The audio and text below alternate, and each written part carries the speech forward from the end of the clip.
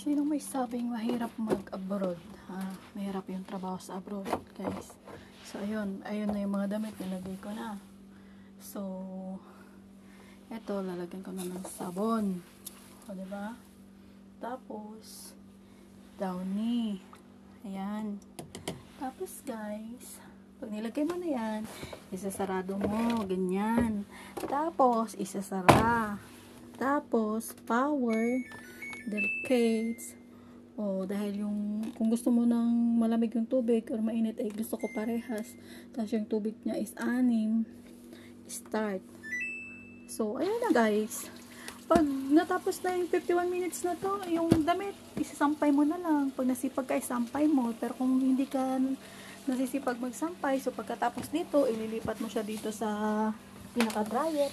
So, pagka natapos na dito, hangin mo na lang, tutupiin mo na lang, or ipa-plancha.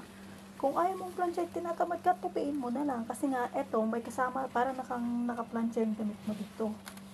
Ayun lang, anong mahirap doon, di ba? Easy, very easy.